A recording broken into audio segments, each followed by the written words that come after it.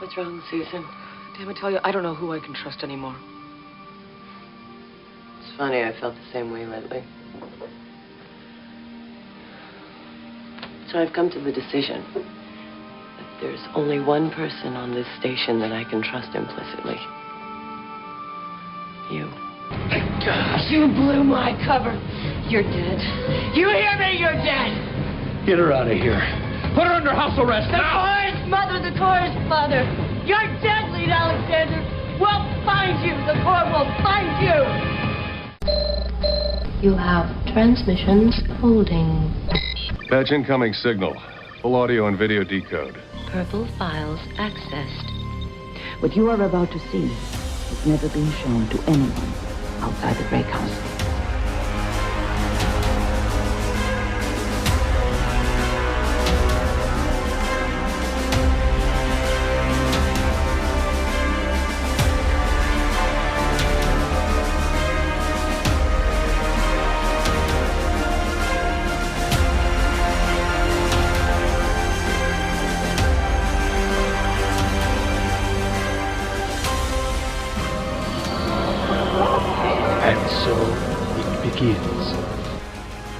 Hello, everyone out there in podcast land. Welcome to Grade 17 of Babylon 5 podcast, a part of the Front Row Network and NPR Illinois Community Voices.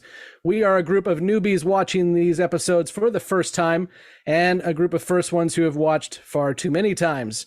We are here today to discuss Season 2, Episode 19. We only got 3 episodes left of Season 2. Season 2's Episode 19, Divided Loyalties. Jessi, did you watch the right episode? Think so. You think so? Okay, we're going to find out real freaking quick. So, I am Scott, and with me is... Blake. Kevin. Emily. Ike.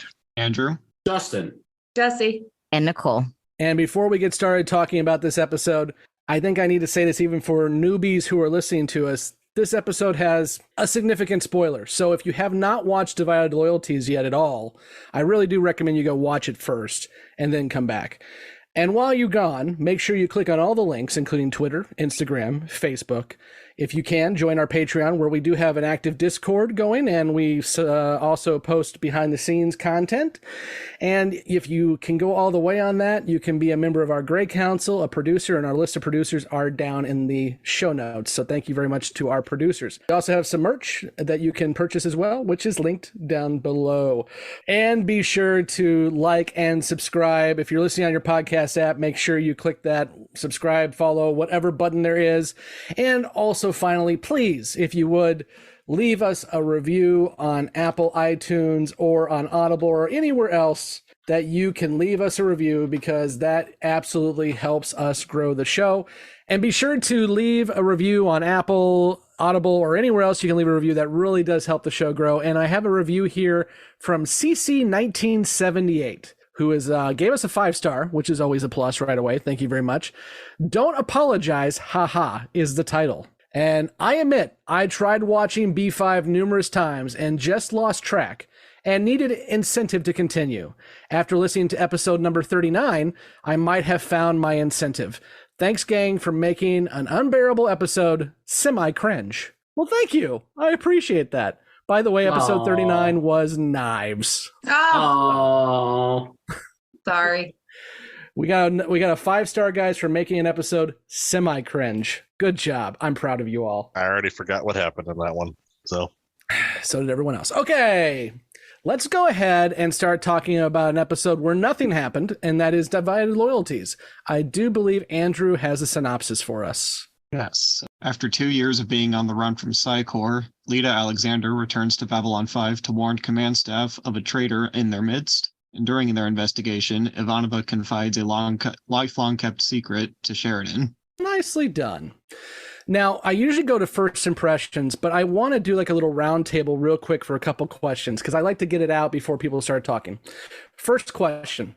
How many of our newbies, and raise your hands and I'll count you out because Audible podcast, how many of our newbies even remembered who Lyta was when she showed up? I got 1, 2, 3. Okay, all the newbies remembered who Lyta was. Good job. I know Jessi is rewatching the show, so that probably helped. I do have one question, though. Yes. Is it the same actress? No. Yes, Patricia Yes. Coleman. It is. Is it? A different haircut. Okay.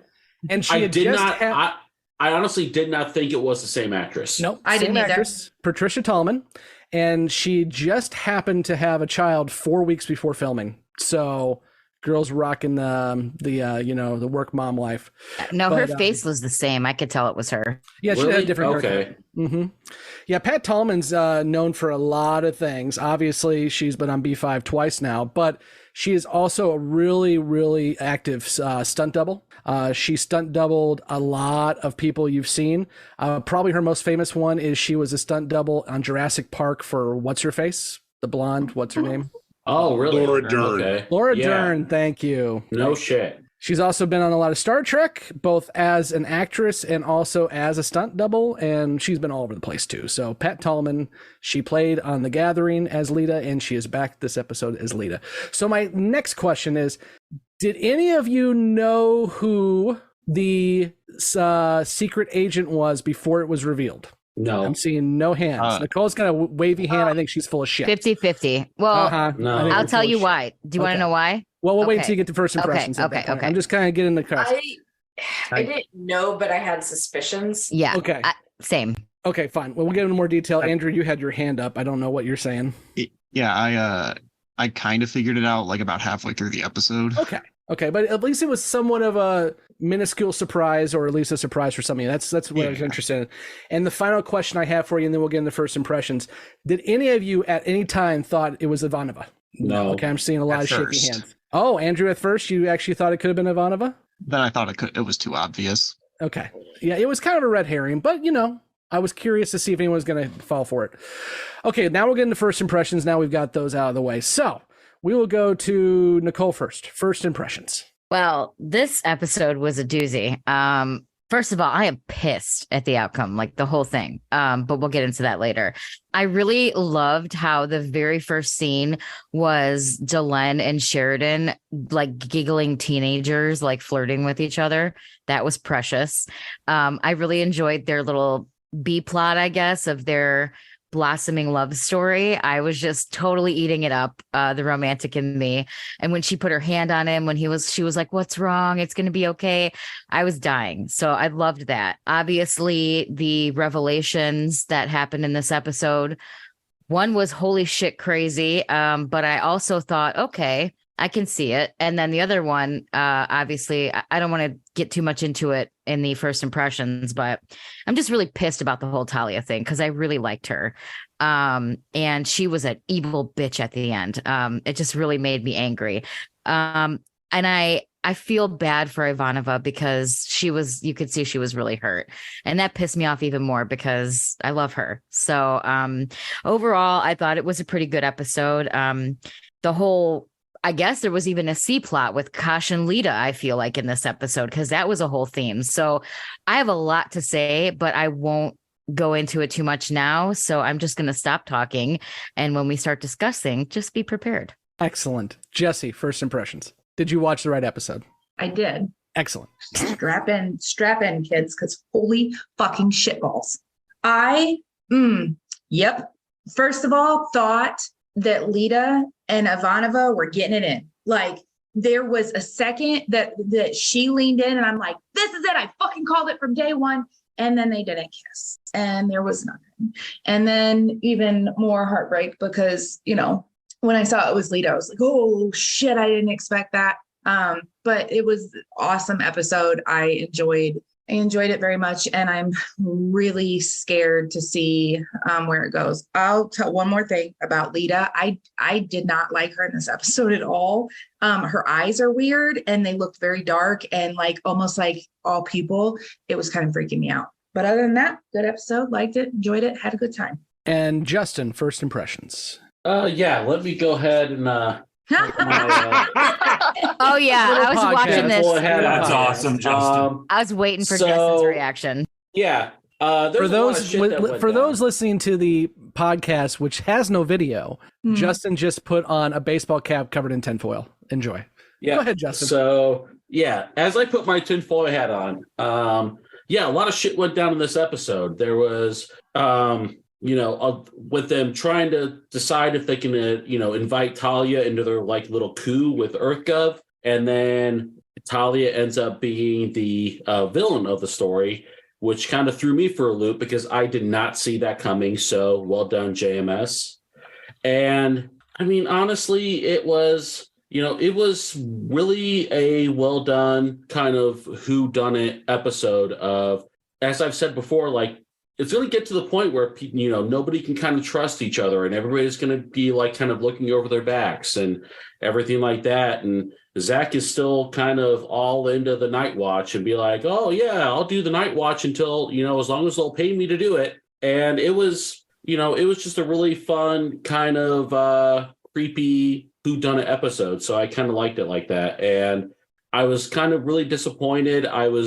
Nicole is been shipping more people than UPS, but I really enjoyed watching the dynamic between Ivanova and Talia until the whole thing went down with them. And, the one thing that kind of threw me off, though, is, Sheridan kind of talking about trees while he's holding his own stalk.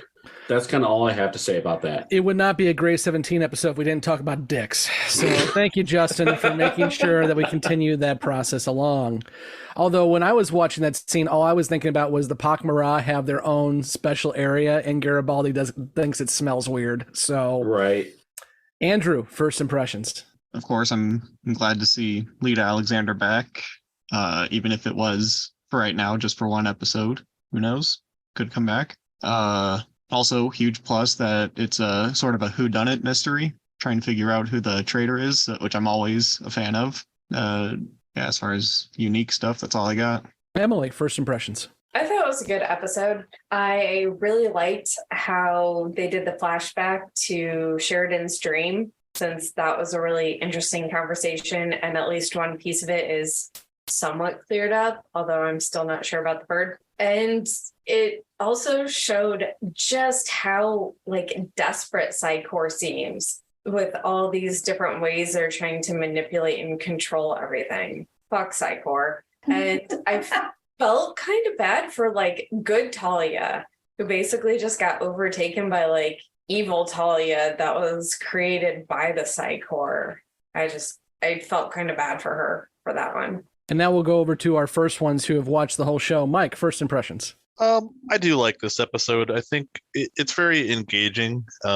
I've stated before that when it comes to Psychor, it's not a plot line that is super interesting to me, but I will back Andrew on the fact that I do like a good mystery and a good whodunit, and so that kind of pulled me back into this one. And along with that, we got some more good character acting with the Ivanova plot and the rest of the command crew. I think the acting in this episode is really top notch, and it was good to see Lyta back because I personally liked her better than Talia, and I thought she was really good in this episode. So yeah.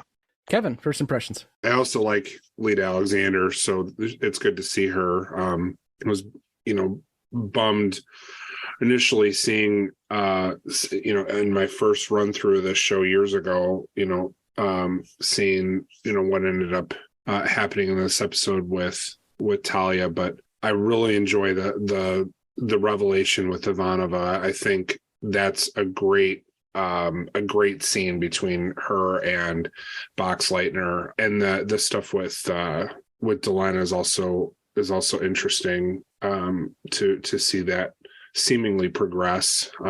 So yeah, I enjoy this episode. It's definitely a key episode of season 2. So sounds like everyone liked it. That's good.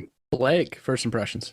Yeah, much like everybody else, I really enjoyed this episode. I think it's one of the stronger ones of season 2 and of the series overall. So really enjoy seeing Lyta back as well, as it's already been commented. I liked Lyta in The Gathering. I liked Lyta's character better even than in season 1 than what we got with Talia in the writing, that especially the Talia character had. I think that's one thing we've even commented on throughout some of our episodes, is even some of the storylines written for Talia the last couple seasons were kind of weak at points. So it seemed like sometimes they were just throwing in a telepath for the sake of, we need to have her in the episode.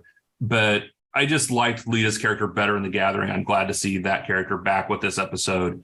But also the connections you start to see in this. I love that opening scene with Delenn in the newspaper, and it comes up and says, Ayam Mimbari is not available. And just, what we've seen before with the connotations of why Delenn's having to get Ayam Mimbari in a human newspaper. That's for me what I enjoy the most out of this episode. It is definitely one that you gain a lot more appreciation for in a rewatch. Because now that you know this major plot point, which, we've been talking about since literally The Gathering. We talked about of some of these plot points that come up in this episode then. But now when you go back and look, Emily, you mentioned the dream sequence where Ivanova asked, do you know who I am? Well, now you know that she's a telepath. And that's what that was referring to. But also you go back, if you watch episodes with Talia in them, you'll start noticing that a lot of scenes are shot where Talia's looking into reflective surfaces, looking into mirrors. Also, we have when she talked to the vicar and Kosh in Deathwalker, all the way back in season 1. Remember that when he scanned her brain, and when we saw that, you saw the replay here in this episode. Stuff pays off, and I love that. So we'll get into more detail on all of this, but this is what I love about this episode the most. It rewards the viewer. If you've been paying attention for now almost fully 2 seasons, you start saying, oh, this was all paying off other stuff. I like that. So let's go ahead and dive in. And I think obviously the biggest conversation is going to be about Talia. So let's first, as Nicole puts her hand up immediately, let's first talk a little bit about Sheridan and Delenn and get that knocked out. Nicole, what do you got? Okay, first of all, how adorable was it that she didn't know what a butt was? I am in love with Mira Furlong more and more every time she does that butt. Yeah. The motor butt, like butt. That was the absolute most precious scene in this entire. It was so cute and was so innocent, and she did it so well. Like she really played it off, like so sweet and so innocent. And I just really loved their dynamic. In the very beginning, they were kind of like giggly, flirty teenagers. And then, he was kind of having a day, and she could tell, and she made him laugh and put her hand on his. And then when it was almost like they got caught, like he had to go and people came in. So she awkwardly ran away. It was very much like any other, if you like someone and you're not sure, that awkward, it kind of reminded me of being a teenager and having a crush on somebody. So it was really precious. And I also thought it was interesting that she kind of played such a important role with connecting Lyta back to the staff, that after she kind of went into hiding. Obviously, she must have trusted Delenn. And I almost wonder if, we know that Delenn has something special about her, and empathy is definitely a big one.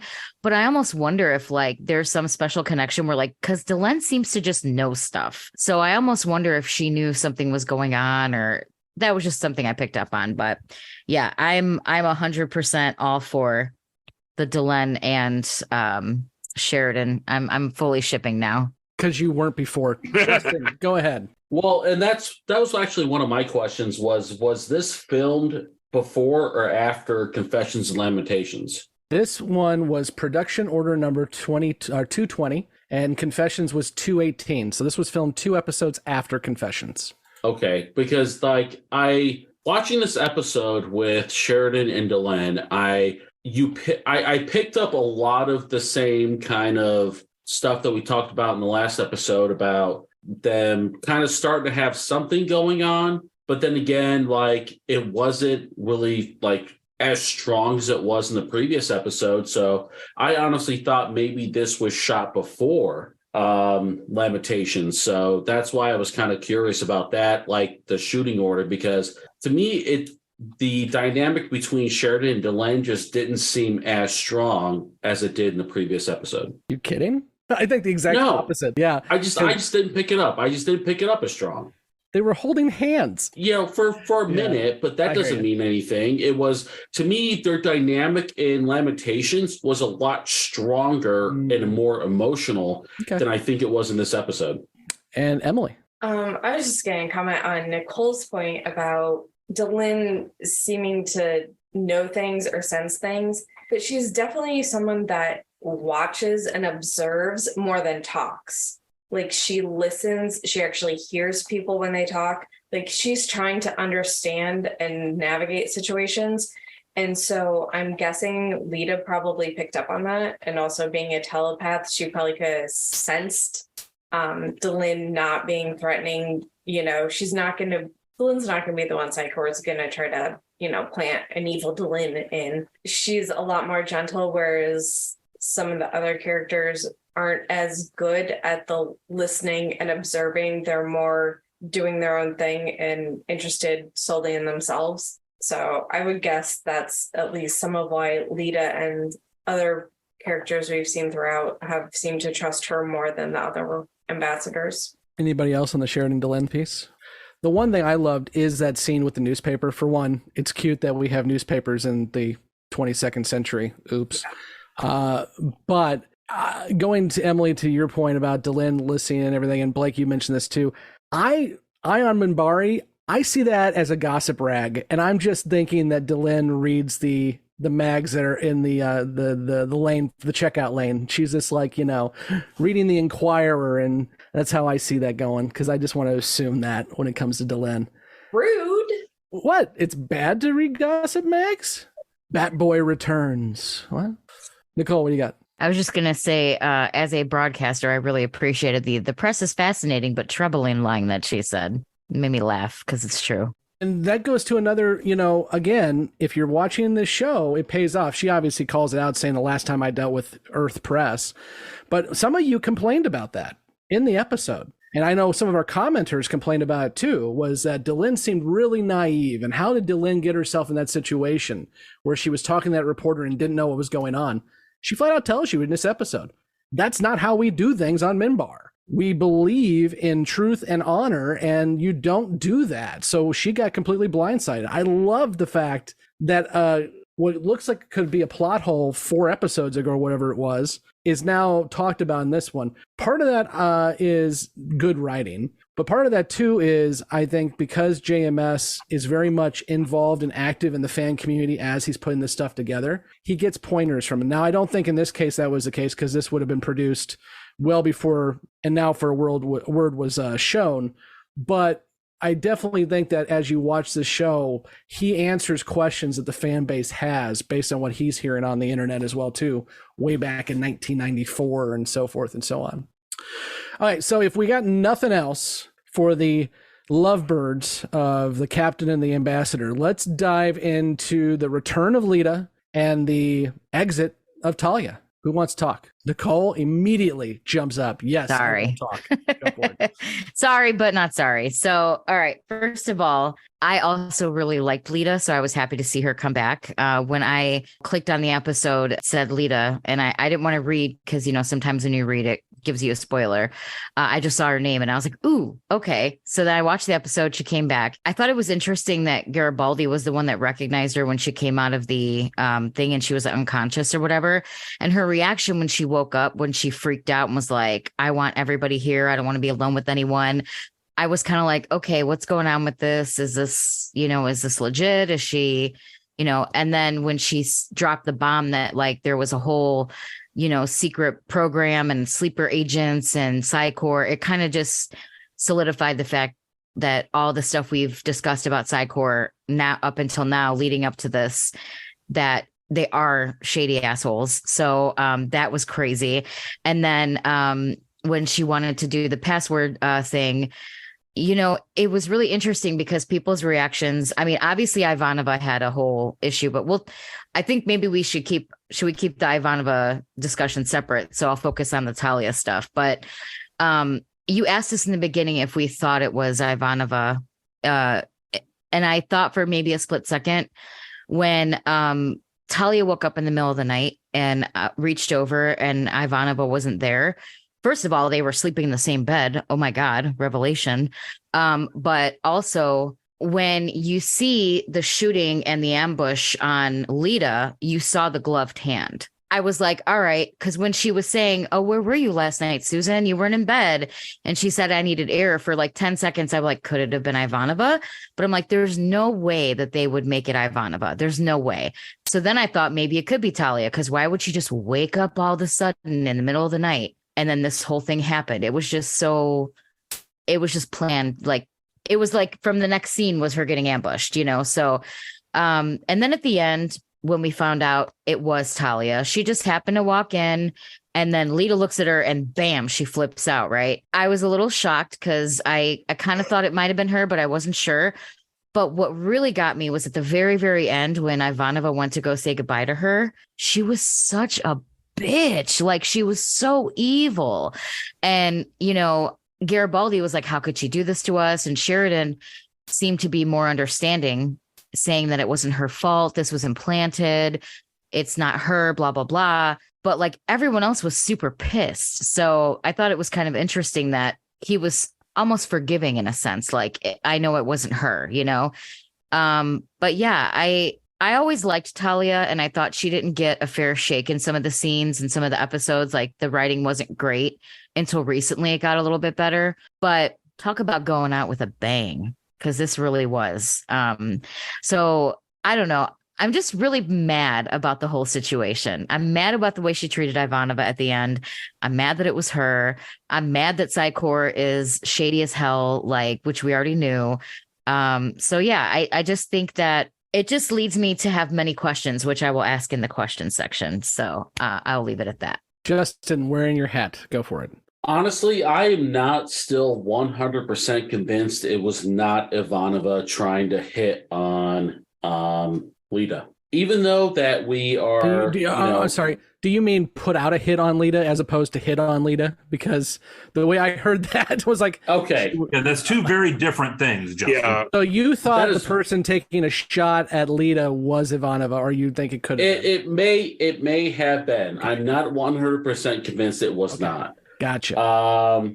You know, and then whatever was going on with Talia and Ivanova, again, I was shipping that from the beginning, so I completely 100% sympathize with Nicole on that. I really thought the whole Talia thing really caught me off guard, to be 100% honest with you guys. And with Lyta talking about all of the sleeper agents that Psychor has created over time, who else is there? Like, that's one of my major things. And in watching this episode, like, I really want to know who else is out there. There's got to be more people out there. There's got to be more sleeper agents out there. And it's going to be maybe some people that is Clark. Maybe Clark is a sleeper agent for Psychor. Maybe he's being controlled by them. And that was the first thing, like, when all of that happened with Talia, and Talia just kind of went batshit crazy and all that, like, then who do I trust? Like, who do I, you know what? Maybe Psychor is the demon behind everything that's happening within EarthGov right now. So that was kind of one thing that I kind of picked up on this episode. Emily, you want to get in on that tinfoil? So Justin kind of hit on one of my predictions, that Psychor has a lot more sleeper agents hidden throughout various locations, likely in EarthGov, Mars. Probably one or another one will show up on B5. When we figure out that it is Talia, my first thought was, oh shit, now we have evil Talia with whatever gifts Ironheart gave her. So how much more dangerous is she now? Like, that's scary. I'm so glad somebody brought up Ironheart. Thank you. Good. She did the little penny trick, you know, after he gave her whatever the gift was. And that was my immediate thought, was like, oh shit. Now we got evil Talia with better abilities. What are they going to do with her now? So, well, and then that with the Underground Railroad, like, because she knows who is running that. And even like Franklin even admitted, like, she knows that I'm running this. What is this going to mean for me? So, but they had at least said they shut it down, which I was still questioning if they did, but I don't know if they ever did, but yeah. I thought it was like officially shut down, but, you know, likely still going. But since they had shown up on B5, they did the whole, you know, you guys have to find a new location to do this. We can't keep doing it here. And he's like, okay, I'll find someone else to take my spot. Right. I agree. Yeah, so the Ironheart thing, it'll be interesting to see where that goes, because obviously after good old Jason became what he was going to become, he left something for Talia, and we've seen that Talia had increased telekinetic powers, as well as she had said that she was able to do a little bit more on the side as well, too, with her telepathic powers. So very interesting, very interesting. What else y'all have? One other thing I want, because I keep harping on this show pays off.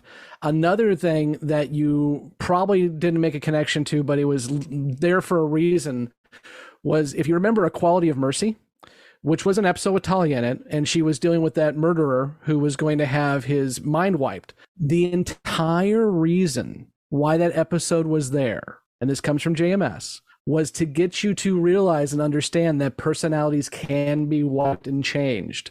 That's the reason why it was done.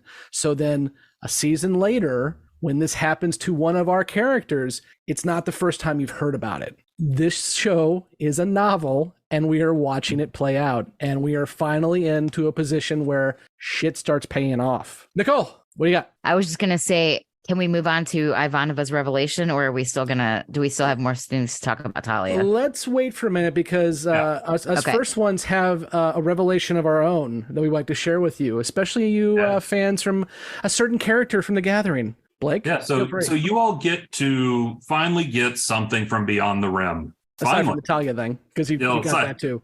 Yeah, well, a little snippet. So a lot of you have said that, it wouldn't have been Ivanova. It's too obvious, right?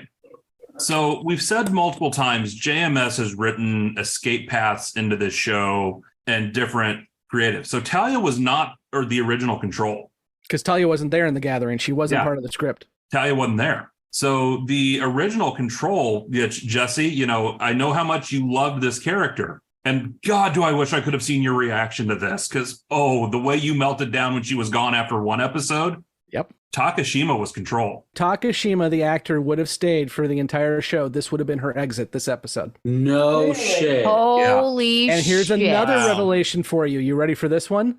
She was also the one who would have shot Garibaldi in the back. What the fuck? Really? And the difference is you would not have known that on that episode where we find out it was Garibaldi's second. We would never have found out who shot him until now. And it would have been because remember Lyta said that the secondary personality will do whatever it takes to protect itself. So in the original plan, Takashima's back brain took over, shot Garibaldi to make sure that the plan went through without a hitch in Chrysalis, and then went back dormant. Damn. Oh my God. Which I just would have loved to have watched the Jessi meltdown for that. It would have been so epic. So JMS came out while the show was coming out and said, yes, here's what would have happened. Takashima would have been the Control. She would have been the gunman. But what happened was when that actor left, because as we've discussed, studio didn't like that actor for many reasons and it was stupid and whatever, he actually gave that part to two people. He gave the gun person to Jack, and we've already seen that, and he gave Control to Talia. And remember, we've also, because we haven't talked about it yet, Justin, you've always brought up Bureau 13. We've heard Control before. Yeah. So, Jessi, what do you think? So you were the Takashima fan. Yeah, and I loved her. It took me how many episodes to get on Team Ivanova, but 20. why do I do this to myself?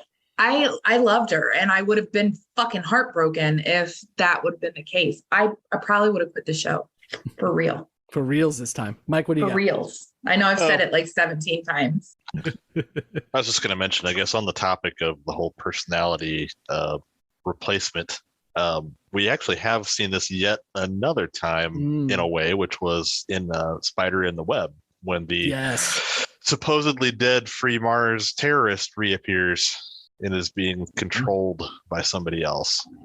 And by the way, JMS did confirm when this episode came out that in Spider in the Web, when they activated Control and were talking to Control, they were talking to Talia. No shit. Yeah, that was Control. Because if you think back to that too, is at one point they listed Talia as a witness and said Talia might need to be eliminated from witnessing that. So they kind of thought maybe the overlay personality might need to go to, trigger Control to take out the personality if it started to sound like things would come out. Damn, girl. Your rewatches are going to be fun, kids. Wait, here's the thing, though. The whole, when they tricked Psychor in that one episode with the Underground Railroad. Yes. Like, how did the back personality let her do that? Like, it was not going to jeopardize that personality. The personality only comes out when it's in danger. Got it. Justin, can I borrow the hat, please, for a minute? Oh, toss it over there. Toss Three that time zones. organ. Toss it. So, Nicole, think about this, though. You have a personality that's embedded to learn information, gather intelligence. And you've got this person getting looped into the Underground Telepath Railroad. That's exactly the thing that personality would have wanted to know to report on. They're not below the cover, and it got to experience how much her skills have improved. Yeah. Able to trick Bester like that. Franklin even mentioned that she knows about the Underground Railroad. Mm-hmm. Yep. As they point out in this episode too, she was this close to being brought into the conspiracy. And you got to wonder, and I want to ask this question too before we move into Ivanova as well, because Talia 2.0, we'll call her, told Ivanova, I was whispering in Talia's ear when she was asleep what to say. So you got to wonder, we've been seeing Talia for the past several episodes she's been on, getting more and more disillusioned with Psychor. Was she actually getting disillusioned with Psychor, or was Talia 2.0 wanting her to get more ingrained into the folks who may not be on the, who aren't going to talk to Talia if she's on Psychor's side? Emily, what do you got? I've been wondering, since we know Talia's skills are improved, she was able to trick Bester, and Ivanova said she can block telepaths, or at least most scans. But with Talia's improved skills, would Talia be able to scan and make it past? A little correction on that, though. She can't block scans. Now, she was holding back Lyta, but Lyta was doing a surface projection, not a scan. She can tell when somebody is scanning her. She can't block it. She can tell when somebody is scanning her. So I'm wondering, but like with a higher level skill, is Talia able to then scan her without her noticing, and is she going to figure out the truth? That's a good question. Psychor? This is why we have a questions prediction section too, so keep that in mind when we do that. I'll forget, so I'm asking now. Great. Thanks. Andrew, what do you got? Yeah, so like when they're bringing in all the staff in like one by one, but like then they're to that they don't realize that they're being scanned by Lyta. Like isn't that the rule that you have to consent? Or She wasn't scanning. Yeah, that's the key thing. She never was scanning. All she was doing was basically shooting out a password. That's all she was doing. Yeah. So now she absolutely, I mean, it's a fine line because she's obviously implanting that password into their brain, but she's not reading their brain. She's just saying password. That's all she's doing. And by the way, JMS was asked, what was the password that she was sending? And he's like, I kind of want to say Zaha Doom. It was his response. I was about to ask, do we know what read it as you will. So there was no password that we know of. There was a password because it activated. Like JMS didn't even know. Oh, I don't know, but that's kind of funny that he went with that. So it was cute as hell having Zach Allen come in. He's like, yes, sir. That's all. But he couldn't have at least made up a lie. Yeah, because the other guy's like, you're doing a great job. And then the guy after him, you're doing a stellar job. And Zach's like, get the fuck out. I can't see him. I can't see him as anything but Kaneki. I always call him Kaneki, and I write in my notes, Kaneki did this, Kaneki did that. I know. Is there now a Grease prequel? Yes. Yeah, there is. I saw a trailer for that. The Pink Ladies. Yeah, the Rise of the Pink Ladies. Yeah. Jesus. By the way, the last thing, since we're talking about the password injection, I fucking loved Garibaldi playing them off like that. I wrote that down. He milked it so much. He's like, I'm going to take my gun out because if I transform, you don't want me to have my gun. And then he's like, I love that so much. I could not. Totally when he did that. Yeah. It was definitely something I would do too, but I did think it was too much the second time, and I had to identify it with Sheridan on that one because he starts laying into him and then they get interrupted. And I was like, yeah, that was a little bit much there, Garibaldi. But the first time I thought was funny too. One complaint I have is I'm watching this on Roku for this episode. I've been kind of bouncing back and forth to see which one's better, Tubi or Roku. And I don't know if this has happened on Tubi, but on Roku, it doesn't go to commercial breaks at the commercial break. It goes to commercial breaks when it wants to. So on this viewing, it went to a commercial break right when Ivanova says that she's a telepath. So immediately when you come back from commercial break, it's, hi, I'm Talia. I just walked into the room. It was like, oh, God. So if you're watching on Roku, the commercial breaks may screw things up just a bit for pacing. Tubi does the same thing. Did it? That sucks. They don't, there's no good, like, It doesn't go with the commercials. It absolutely just does it whenever it wants to. That's just, it would have taken him 5 seconds for an intern to go in there and find the cut and put the cut in there, but whatever. The DVDs are better, but here we are. Nicole, Ivanova. All right. So Ivanova's revelation that she is a latent telepath, that was pretty big. She said she thinks she's probably a P1. She doesn't have a lot of strength. She said she's under a P1, right? Exactly. She's not even a P1. Yeah. So, but she said she feels like it was enough for her to be taken by Psychor, so that's why she's hit it, right? It really explains why she hates telepaths so much and why she's so anti-telepaths. Don't come near me. Don't touch me. But I wonder, when she said, have you ever had a secret, blah, blah, blah, and she was kind of talking to Talia or whatever. I wonder if Talia was onto her or knew at all, because, if they're sleeping in the same bed and they're potentially in a relationship or fooling around, how that would be, as good as she can block or as good as she can try to hide it, I think she would probably know. So my fear is that maybe Talia knows, but that's not what I was going to bring up. What I really thought was interesting when she was talking to Sheridan about it and like kind of pouring her heart out. He was I just thought it was a really good scene and a good conversation between them, good, acting and stuff. But it just really made me think back to all of her interactions with the telepaths, the way that she hates them so much, the way that she wanted that one girl to not, like when she was like, there's options for you. The one that ended up going to Minbar, just it was like all of her past interactions with all telepaths and all things telepaths came back to me, just the way she was with Bester and all of them. And it just was like, almost like, whoa, like overwhelming on how it just like was the nail in the coffin. So it was really interesting. But I'm not really surprised, because if her mother was a telepath, isn't that like, didn't they say in previous episodes it's like hereditary or something like that? So I don't know. I just think it's really interesting that she ended up being a telepath. And I'm interested to see how this is going to be going forward. And I wonder if anyone else besides Sheridan knows now that she told him. So yeah, that was a crazy revelation. Emily? So I wasn't surprised that Ivanova is a telepath. I'm pretty sure that was one of my predictions a long time ago, especially the dream sequence episode. Yeah, you did. Secret. But when it was her conversation with Talia, and it felt like it could go two ways. Like her hinting at her own secret and her also questioning if Talia is the one they're looking for. And because she's talking about like secrets and, knowing people and all this stuff. And I was like, man, it feels like she's trying to reveal something about herself, but at the same time, it could be questioning if Talia's, the sleeper agent. So I thought that was I don't know if anyone else could see that conversation going both ways, but I thought the way it was worded left it open a little bit. Kevin.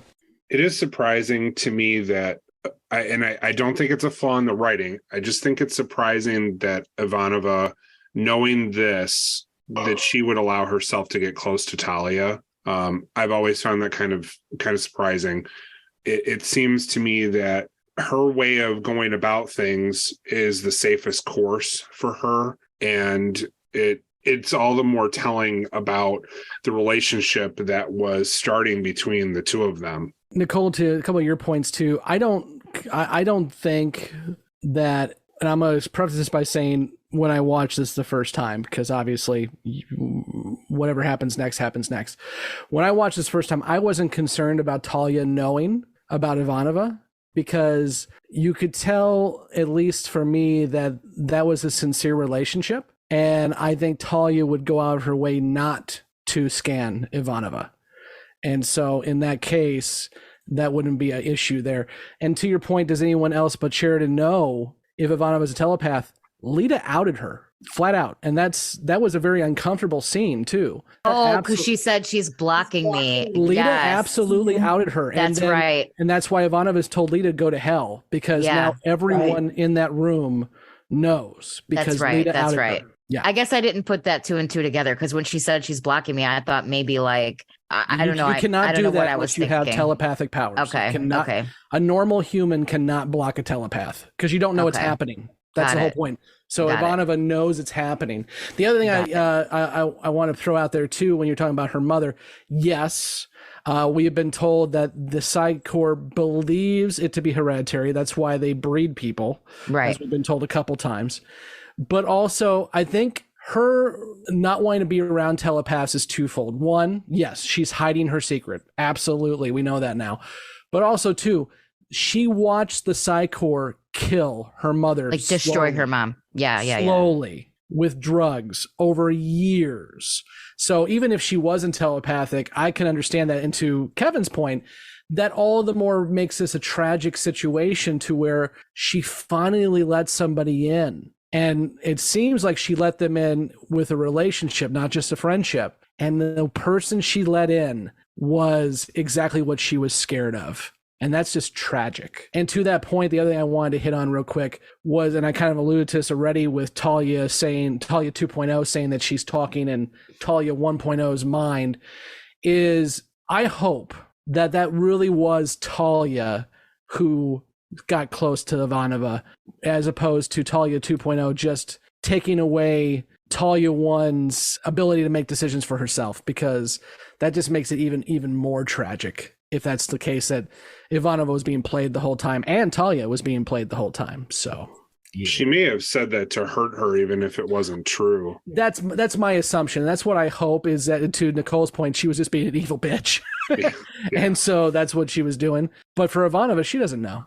And all she knows is the person that she finally let in destroyed her. The one other final thing I have real quick, because we've been talking about this relationship, is we've now gotten to that point. This is the one major spoiler that you all knew was coming, was Ivanova's sexuality. So I'm finally glad we're past that and we can move on. It's great.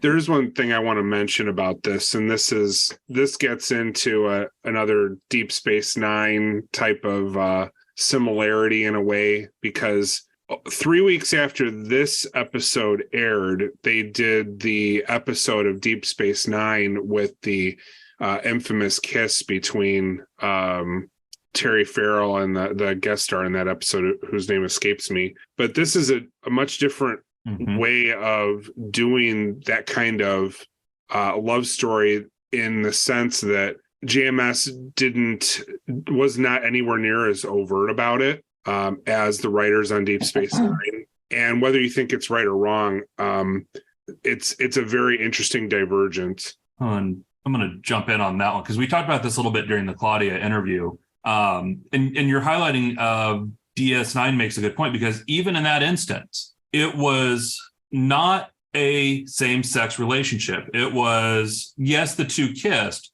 but it was in a prior life. One was a man, one was a woman, through the Trill host thing. And even in the documentary for What We Left Behind, Ira Stephen Bear gave them a failing grade for that. Because it was still that sci-fi trope of, yeah, it's there, but it's some type of alien possession or alien involved thing, and othering. It was not a human relationship. Babylon 5 just put it out there that this is the commander, this is who she is. It's just part of it. And for the time this show came out, was not the way that was handled. So I think B5 actually gets the higher marks in how they handle for the sure, 100%, versus the way DS9 framed it. I also like that it's clear. I mean, at least to me, it's clear that Ivanova and Talia got together that night. Oh yeah. But I love the fact that even though this is 90s primetime TV, right when you would have the titillating stuff, they didn't. Right. They didn't at all. You didn't have a kiss. You didn't have an embrace. You didn't have anything. JMS trusted the viewers to understand what was going on, and also respected the viewers enough to say, we're just going to, show you and be done. And that's done. A lot of trust, because God damn it, I wanted to see it. They were both wearing some nice robes. We'll just leave it there. Well, and Claudia Christian, said that really well in the interview that we did with her. She talked about how it was presented in a way that this is normal. It's not special. It's normal and not to make a humongous deal out of it. And that's, I think, that to Blake's point, and you too, Scott, it really goes to them doing this better than Star Trek did. Hashtag woke motherfucker. Right. Yeah, let's not even. Yeah, I reposted that section for those who haven't seen our Claudia interview. 2 weeks ago, I posted a snippet of it, which is representation in sci-fi, and it's about a 2-minute clip where she talks about this, and the comment section's fun. Enjoy. I do have to say, though, one last thing before I shut the heck up is that if someone is going to get a failing grade in this, it's going to be JMS for not giving Andrea Thompson more to do and better writing throughout the almost 2 seasons that she was in. She could have been utilized better, and she wasn't. Emily. I was going to say, I agree with Kevin that I was not happy about the Ivanova and Talia relationship because of the telepath issue. Because she has been so adamant about avoiding telepaths, about not getting close to any of them because of her secret. And I was really uncomfortable with it because, one, I didn't trust Talia. I didn't really like her. I didn't trust her. Let's be honest. You don't trust anyone ever. You have trust issues. Very true, but she's also Psy-Core, so that just adds another layer to it, and I feel fully justified in that. And yeah, I was really uncomfortable with that aspect of it. And then for evil Talia to come out and be like, yeah, I was telling her what to say to you because I was trying to get close to get information.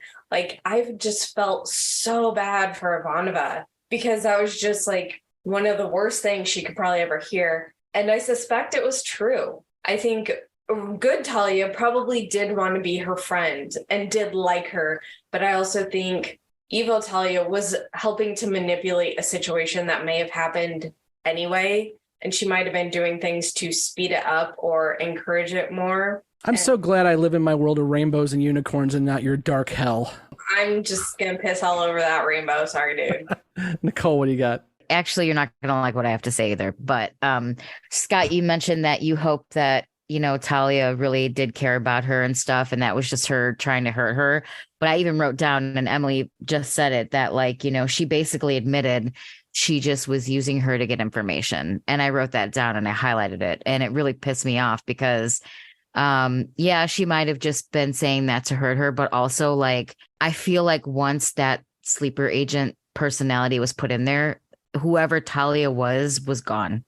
And I feel like whoever Talia that we knew, I think that, yes, I know that it's not supposed to come out unless it's threatened, but she even said, I whispered things to her in her sleep. And you know what I mean? So how do we even know that the Talia that we know was even ever real? So that just really made me sad for Ivanova. You all live in dark, dark worlds because that's not how I read it at all. Maybe you don't know how to read the situation. Or maybe you all assume the worst every fucking time. Maybe. Not me. I'm usually Miss Mary Sunshine. So yeah, so Mary Sunshine, Mary Poppins fans down there is like, I don't think so. No, I think I read the script as it was written, and it says that the personality is the normal personality. They just get a seeded personality that they don't know is there.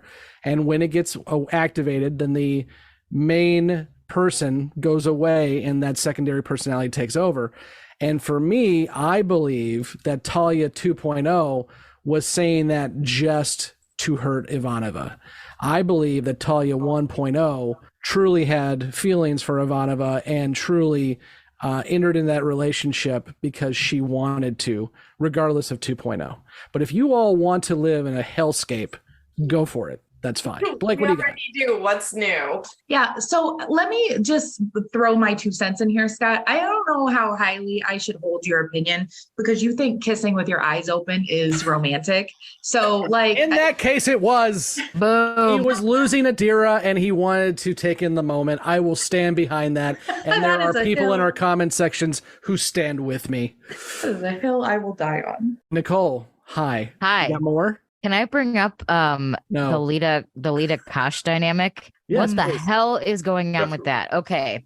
I just want to see you one last time. Yes. Okay. So that ending scene, I have a whole half page of notes just on that damn scene. Okay.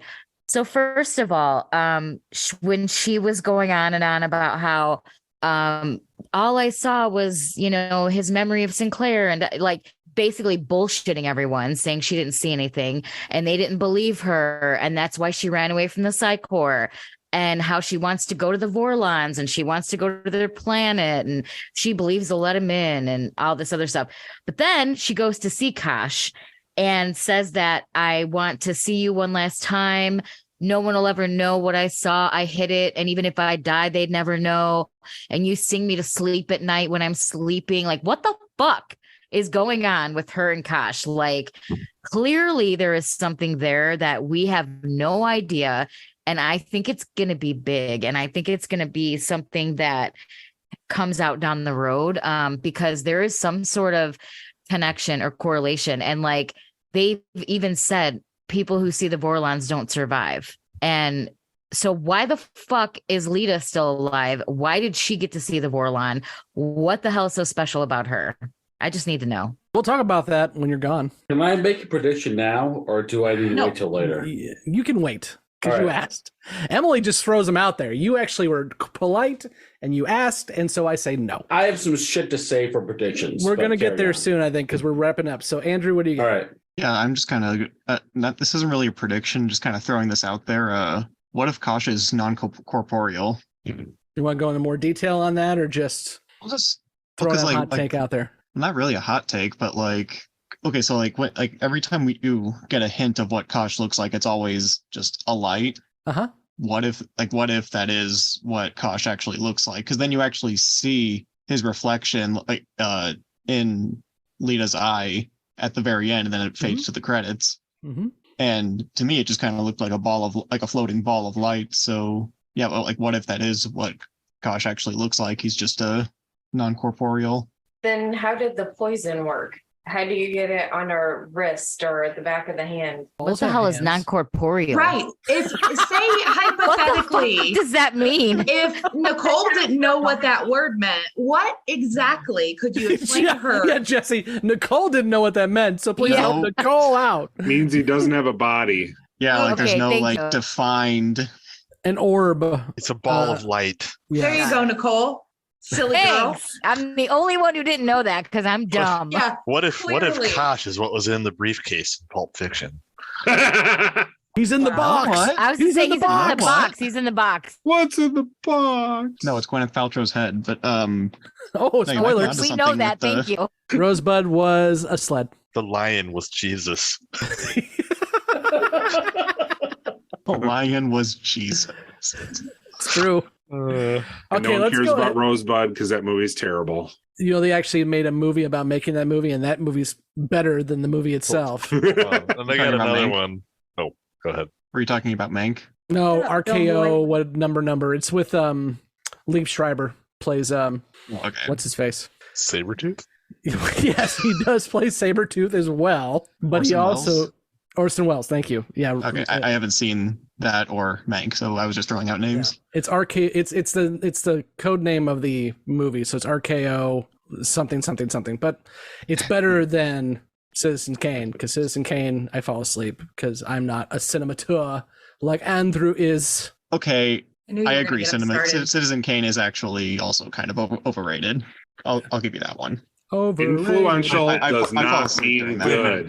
Kubrick boy wants to start calling films overrated. Ironically, JMS started an uproar today, and we're recording a week before this drops, so it was a week ago. JMS tweeted out something that started an uproar.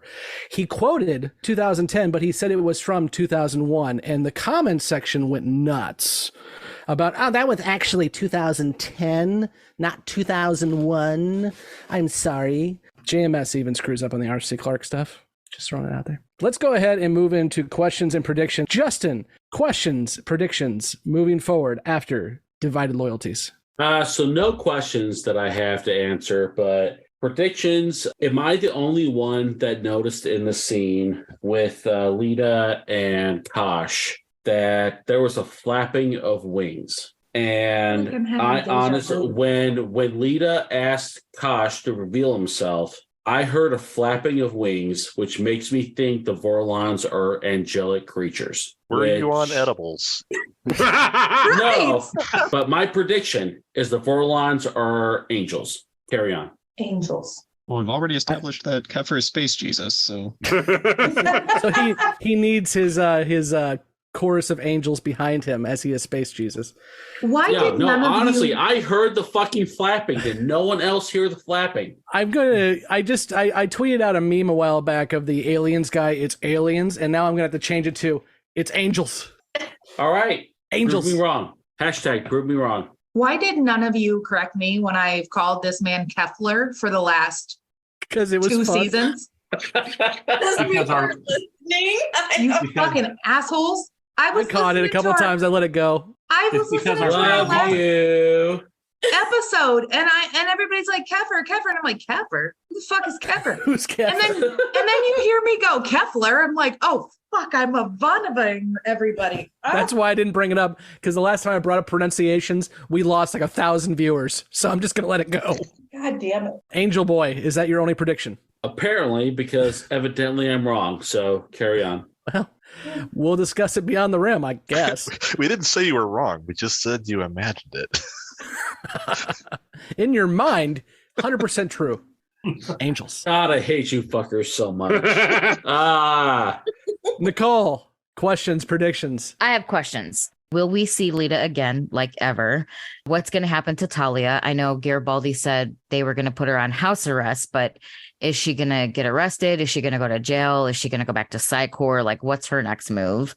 Will B5 be able to protect themselves? Will they be able to pull up enough knowledge or clout to protect themselves about or from what Talia knows? And then what the hell was going on with Lyta and Kosh?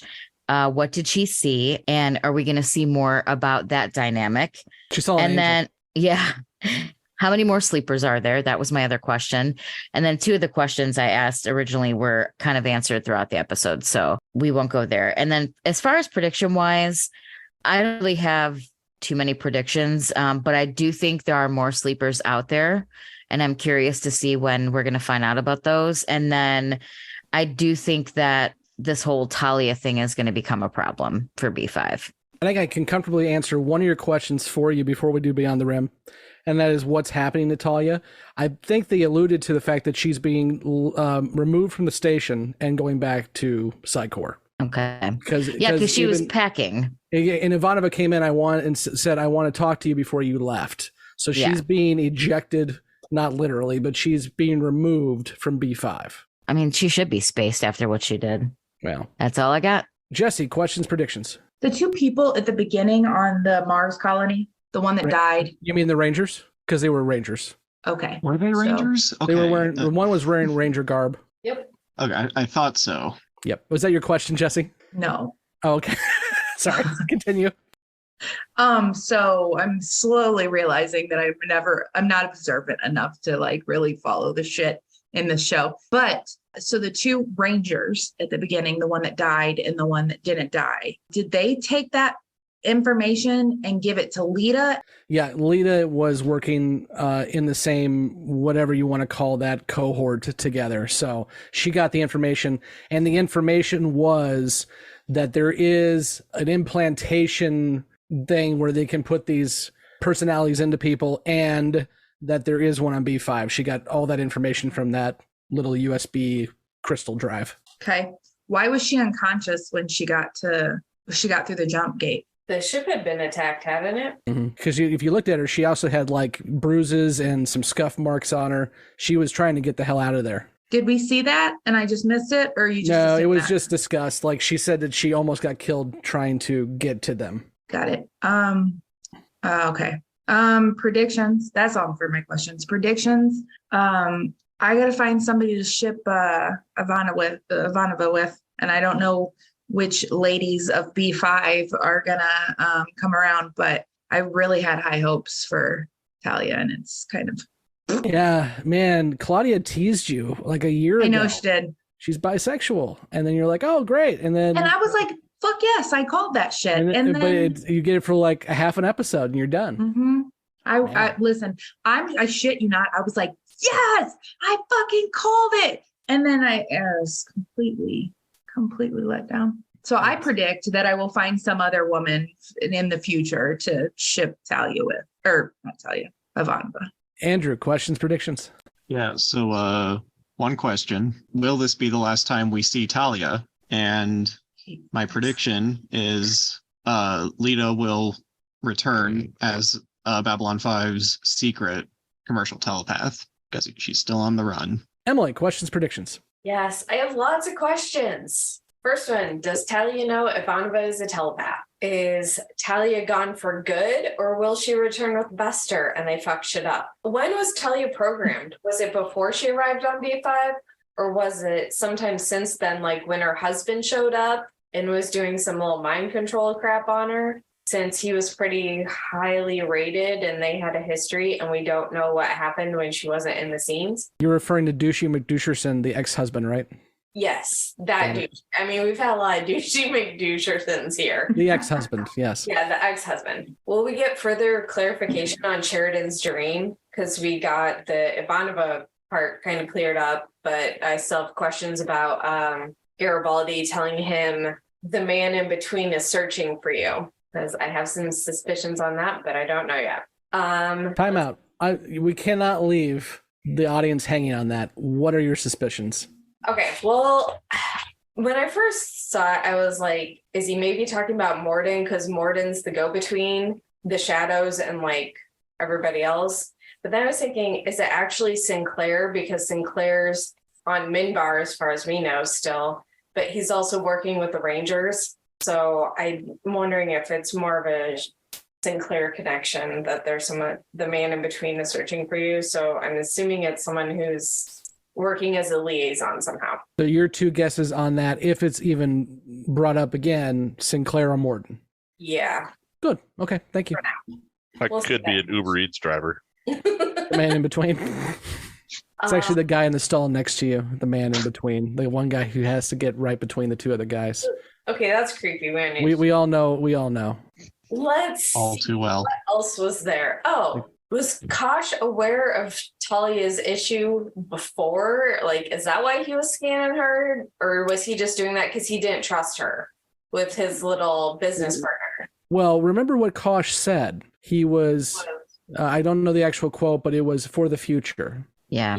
He was getting information for the future. Yeah, it was reflections, terror, and like something else for the future. So I was kind of wondering if that was just his way of trying to get a better read on her, so to speak. Also, did you notice too that Garibaldi had the flashback, but Garibaldi was never near that scene in Deathwalker at all? I mean, obviously they had to remind the audience that, hey, a year ago this happened, but Garibaldi was nowhere near that scene when he had the flashback. I just found that funny. Yeah, that was interesting. And my last question, did Garibaldi trust Lyta because of info from the Rangers? Because everyone's like, Garibaldi trusts nobody, but he trusts Lyta. So have Rangers been feeding him information? So he was already given a heads up that Lyta might have something for them. I think that covers all my questions. You irritate me, Emily. What the? I do what I can. You're so good. You're so because I think you're a sci-fi person. You're so good at like picking shit out of the show. Like I didn't even know. I don't remember characters. I don't either. Well, and that's the thing. Like I didn't even know those men had clothes on, let alone that they were Rangers. Like. I didn't know these men had clothes on. Jesse, yes, the men in the show are wearing clothes. I mean, that's... Time out. I want to know what Jesse sees through those eyes now. Do you just like picture everyone naked the whole time? No, but I'm not. Because I'm sorry if that's the case. No, I'm not paying attention to anything except for like the words that are coming out of their mouth. Like you're an audio listener. You're an audio learner. Yes. You should have asked her one more time if she watched the right episode. Right. Well, she was confused to begin with. She didn't know if she had watched it or not. I was gonna be pissed if I watched the episode that we watched, but it wasn't the right episode. Because I'd have been like, you now have to I know. hold that in. Yeah, now I know a whole bunch of shit that I shouldn't know. Did I do my prediction? No, we sidelined you. Go ahead. Sorry, I'm sorry. No, you're fine. Sorry. I just can't remember because Psychor definitely has other agents in other locations. I'm thinking Mars, Earth, and they're probably putting him in less conspicuous positions like the business telepaths, where people won't necessarily suspect him because they'd be a little more on the periphery than central. They're all in the Dockers Guild, just hanging out, the unionizing, ready to go. Something like that. We'll go ahead and leave our newbies there. And if you have not watched past Divided Loyalties, be sure to leave after the credits. And if you have watched past Divided Loyalties and you want to hear us discuss all of these questions and predictions, stick around after the credits and we'll do just that. Next week, we will be back to discuss the long Twilight struggle. So for those of you playing the home game, next week is the long Twilight struggle. So until next week, I have been Scott, and with me has been Blake, Kevin, Emily, Mike, Andrew, Justin, Jessi, And Nicole. And be sure to click all of the buttons except the down arrow and leave a review. And we will be here next week to continue to talk about dicks and angels. I'm so upset that Mike didn't say butthole this episode. that was the password. That was the secret password. Okay, I guess I'll leave too. Bye. Bye. Thank you for listening to Grey 17, a Babylon 5 podcast. You can find all the places to listen to and watch this podcast at anchor.fm/Grey17podcast or youtube.com @Grey17podcast. We want to hear from you, so join the conversation at Facebook, Twitter, Instagram, YouTube, or Patreon. Be sure to subscribe and leave a review where you are listening to or watching this podcast. Grey 17 is not affiliated with, and the podcast has not been prepared, approved, or licensed by Warner Brothers or any other owners of the Babylon 5 copyright. All clips included in this podcast are the intellectual property of the respective copyright holders. They are included here for purpose of review, and no infringement is intended. The opening and closing themes are available from Falling Matter on YouTube. And what's out there? The rim, And beyond that? the truth.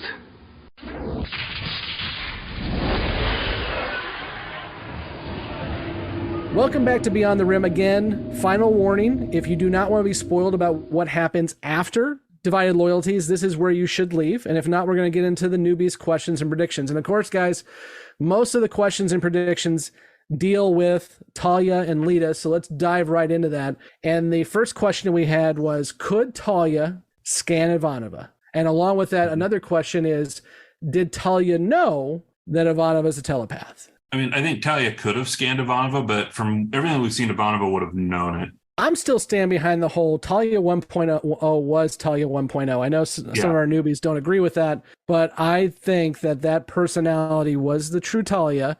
And why would she scan her friend? She was very adamant that she wouldn't do that. So, well, and you and I disagree a little bit here. I agree with you in part. Talia 1.0 was Talia 1.0, but I do agree with the end part of the scene, though, where I do think Talia 2.0 was doing the whispering in the ear exactly like it was at the night. Like she said in the very last scene there was, I was the voice in the night whispering in her ear all the things to say to get close to you. I think Talia 1.0's feelings were genuine, but I also think there was influence of Talia 2.0 in making it go that way as well. That's a little less dark than it was all a scam. So I can get behind that one a little bit. Yeah, I'm of the opinion. I definitely don't think it was all a scam. I mean, it was clear that there was a true relationship there, regardless of what else was going on with the brainwashing. Yeah, definitely. I agree. It was not a full on scam. Next one was, when was Talia programmed? And I believe, and don't quote me on where it actually happened, but it was alluded to, I believe, in a comic book that Talia was programmed before she arrived on B5. And it actually would have been the same with the Takashima character. JMS flat out said that her time on Mars, Takashima would have been implanted. Did Kosh know about Talia? I think they plan. So we've kind of commented on JMS had trap doors, entry and exit points. Ultimately Talia left the series, and I think this is where we can have this conversation on Andrea Thompson. I think it fits in nicely here. I think so too. Because there was that scene that would lend itself to the possibility for Talia 1.0 to come back with that recording that Kosh has. And we know the Vorlons have various powers and capabilities that far surpass anyone else.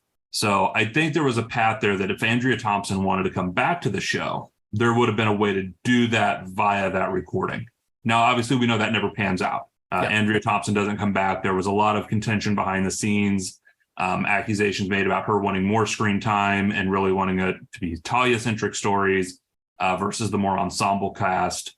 There was some of that on the Usenets and some other pieces. So it's an interesting dynamic. I know, Kevin, you've got some insight and thoughts on that too. She got jack shit to do nearly in almost 2 years. Like, I'm just not going to pull the punch here. You know, JMS wrote almost nothing for her. Why would she stick around? You know, she became a series regular on JAG after this for a season or two. And you know, I'm not like super wild about the actress, but she deserved better than to get to be basically a set piece who talked once in a while. And I agree with you that Andrea Thompson and Talia didn't get much to do. So here's what JMS said. So we'll give this side of the story too. This comes straight from the Usenets. When he was asked, Andrea Thompson came out in an interview back then and said that she felt Talia got a short shrift, which is what you just said too, Kevin. JMS said, and I quote, "There are a number of actors who feel that if they're in the story, then they should be at the center of the story. Andrea seemed to feel that if she was in an episode, the episode should be about her character and was consistently lobbying for this, despite the fact that it would cut into the arc and time for the other characters on screen. B5 is an ensemble show.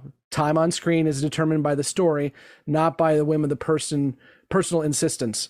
Yes, we used her 8 or 9 times in the given season, but by contract, we paid her for a full 13 episodes, whether she appeared in them or not."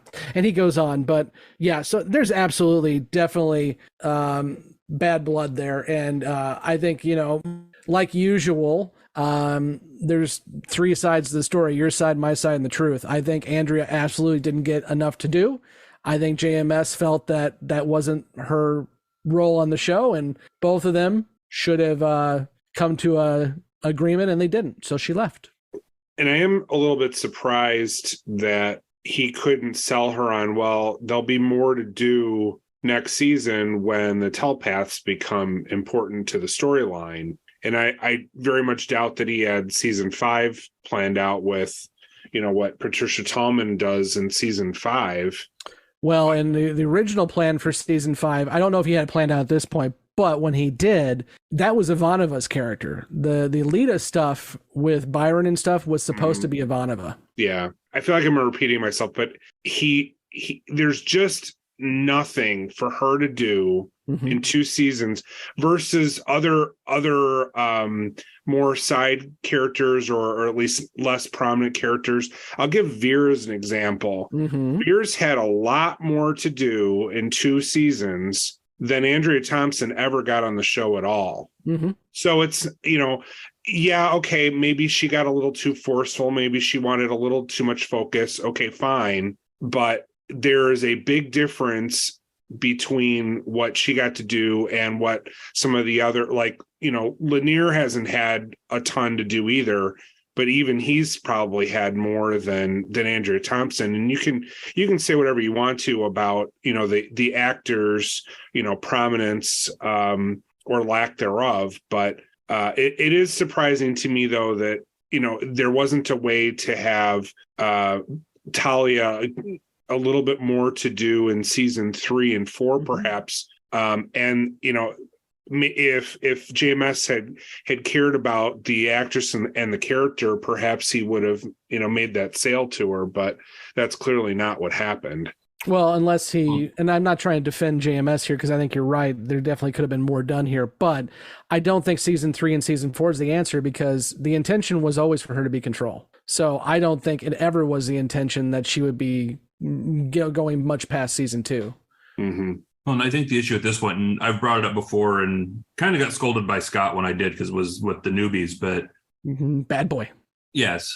I think that maybe in the creation of Talia, JMS might have backed himself into a little bit of a corner for the first 2 seasons because Talia is a commercial telepath. She's there to monitor business transactions. And yet that kept coming up, and it even got brought up by our newbies, is is she like the only telepath on the station? Because, I'll be damned, we have this mind wipe we need to do. Here, quick, go grab the, contract monitor telepath that we have and have Talia do it. So I kind of think in the writing, there was a little bit of a back into a corner of how do you do these bigger roles like what we saw later with Lyta and what we'll see later when Lyta comes more into the picture with someone who's a commercial telepath, who's basically there to monitor business transactions for hire. And, I look at this as somebody who's watching this for the first time, and to both your points, Talia didn't get enough to do. And then in this episode, they're finally going to bring her in. She's going to have more to do. Oh, she did. That's rough. I remember reading that JMS said it was supposed to be about an 8-episode arc to tell the story about her and Ivanova, falling in love, and then to have this happen. So she probably would have gotten more to do if she hadn't said, no, I'm leaving now. Mm-hmm. So there, as you said, Scott, there's definitely got to be it comes somewhere in the middle. Yeah. And I agree with you. But it's unfortunate because not everyone's wild about the Talia character, but I like her just fine. Mm-hmm. I also like the Lyta character. I don't really have a particular preference between the two at this point in the show. Later on, I really enjoy Patricia Tallman's stuff, and I don't think there was really any other way to do that with Talia, as you pointed out, Scott. Yeah, and I'm not disagreeing with you at all. I think that Andrea definitely should have had more to do. I just wonder, chicken and the egg argument, when did she start complaining? And when did she become a squeaky wheel that JMS just got tired of too? Yeah. And that's not a defense of JMS either. It's just did Veer start getting more because Steven first played ball and wasn't a pain in the ass? Maybe. I would say between the two of them, I have no issue with Talia or Andrea Thompson, but I do think that Pat Tallman is able to bring more to the same kind of role. She does get more meat to chew on, but just as an actor, I think she brings more to the table than Andrea Thompson did. Continuing on the Talia thread, what is happening to Talia now that she's leaving the station? And will we see Talia again? She's going to get dissected. Not so much. Yeah, we discussed this before we recorded. There's a line that Bester says, and I'm blanking on the episode now, but he basically says before she got dissected, and then he stops, and that's the last we hear of Talia. Although we will hear about her one more time when Ivanova finally comes out and says that she thinks she loved Talia, which is a gut-wrenching scene. Will B5 be able to protect themselves from what Talia knows? Blake, to your point, Talia doesn't know much. Yeah. She's a commercial telepath. She's not upper echelon. I mean, she knows about the Underground Railroad, but I think I know the newbies question it a little bit, but I think they did a good job about saying that's not a big deal. They don't want people to know about the Underground Railroad just as much as they don't want us to know about it. So they're not gonna bring that up. And that's the only thing she's got. Yeah, because they never got her into anything else. So almost. Week later. Will we see Lyta again? Lots and lots. Lots and lots. And she'll have gills. And she has an action figure, which I have behind my head right now. Yeah, I do enjoy the Lyta character as we move forward. She gets so much more to do than Talia did. I'm not a big fan of how Lyta ends, because I think it's kind of a cheap ending. On the show, she just goes off into, wild blue yonder. And we hear later that her and Jakar go have some adventures together. But at the end of the day, she bombs Psychor with Lanier and they both die. And that's how Talia goes away. So, and that's in one of the books. So what was going on with Lyta and Kosh? I think Nicole's trying to ship them. I think that's what she's asking here. So do we ship Lyta and Kosh? I mean, kind of. I think it's just an obsession thing too. I mean, she told us earlier in the episode that she is getting a drive to go to Vorlon, homeworld. She doesn't know why, but she just feels like she has to go, and she feels that they're going to let her in when she goes. And she knows what she saw, and she's obsessed with it, and she wants answers. And so that's how I read it. I do think. Oh, go ahead. And it'll come out later too that Lyta, when she gets modified by the Vorlon, to basically carry part of Kasha's spirit. Yes. And what did she see, Justin? When you listen to this again 2 years from now, she saw an angel. Sorry, we gaslit you. We absolutely did. But I knew the payoff is coming in 3 episodes, so I felt like I could. I'm just waiting though until they figure that part out, and then they get all the Touched by a Vorlon references. I am absolutely going to put out a meme when we drop this episode of the aliens guy saying angels, just to play with Justin a little bit more. But yeah, no, and Justin called it out, and I can't remember if I called it out on the Beyond the Rim or not, but I know, Mike, you haven't heard this because you mentioned that every time Kosh comes out as Encounter Cert, you absolutely do hear flapping wings. Justin's right. It is a part of the sound mix, and they are absolutely there every time. If you listen for them, you hear the flapping wings. Well, and we all have commented before, we were surprised that no one picked up on that earlier, but this is the first time that even Justin picked up on it. Yep. Mm-hmm. Yep. And Andrew's not far off with the non-corporeal. He's definitely a being of light, but he has a figure. Right. And depending on who you are, you see a different figure, which we will get into. And I'm looking forward to that episode, The Fall of Night. It comes soon, folks. It will be here soon. How many sleeper agents are there? Well, we only know for sure of one other one that we've already seen, but they don't really continue with this storyline. I love that our newbies have the big old tinfoil hats on, but sometimes the show tells you right out. Lyta says a couple times it's going to be a ranking or a person in higher power because that's where they're going to need to be. So we've gone through every single person that is on command staff and down to they were like scanning pilots and stuff. So I'm pretty sure that they're clear. If it is somebody who's a sleeper, it's going to be a dock worker, which is what they called out. And what's a dock worker going to be able to do aside from, sabotage? But that's not what they're there for. They're there to gather information. So sometimes you just got to trust that the script's not lying to you. I do wonder how much that argument, I don't know, holds water. I guess I don't know all the mechanics of how psychics in this universe work. But to me, I would think that a psychic spy could literally be anybody, and the more non-assuming the better, because all they have to do is go sit at the lunch counter across from somebody and to probe their mind. But there's nothing that said that the spy was a telepath either. The overwritten personality could have been in a non-telepath. This is true, which is why they were scanning the command staff. I was surprised that none of the newbies really thought that it was Ivanova, because I had the same question you did, Scott. I if you hadn't asked it, I was going to. Did anyone think it was her? Yeah, they definitely pointed that out for her. I guess that just raises questions to me. If Psychor is the one that implants artificial personalities in people, why bother going to the trouble? Just go put one of your Psychor people in a doctor uniform.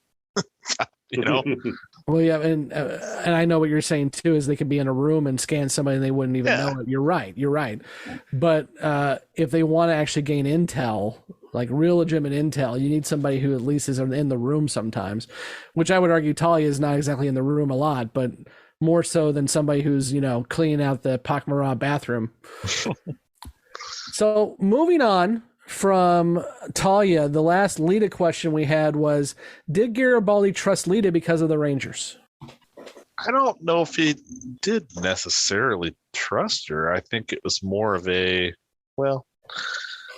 don't know. I guess it was more of a, what on earth are you doing back here, given what happened before? Since Sheridan knows about the Rangers, you would think if he had known that, he would have said it. I think it just has to do with the fact that Garibaldi's the only one that really knows her particularly well of anyone that's left. Mm-hmm. And I think you're both hitting on it. Garibaldi knows her.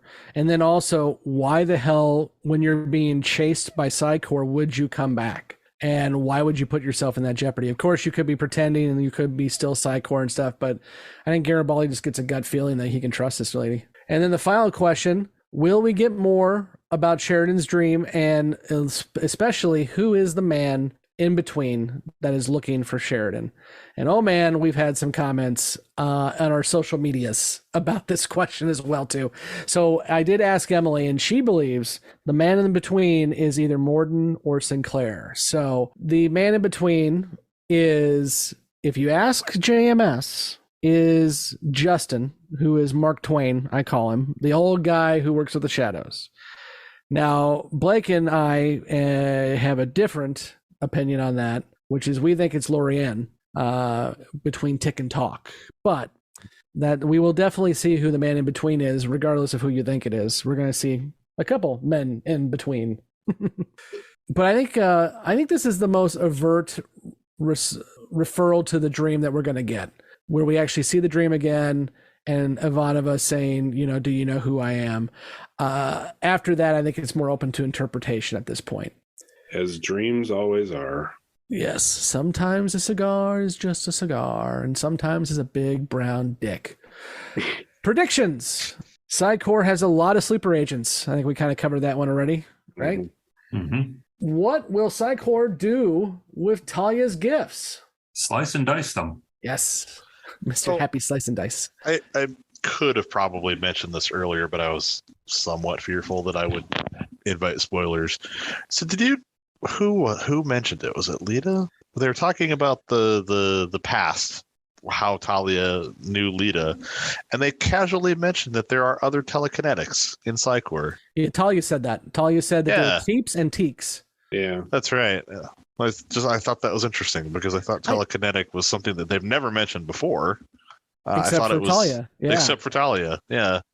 Yeah, I think I caught the same thing, Mike, and I think you're right. I can't remember, and I think maybe Ironheart said that, like, I can't remember if he said it or not. I think maybe he said something like it's even a smaller percentage that has that ability, but you're right. I mean, it was something that we only knew Talia had. And that being said, and this was brought up a lot on the Usenets, and JMS basically said, when I wrote that part with Ironheart, I didn't know Talia was going to be leaving, so oopsie.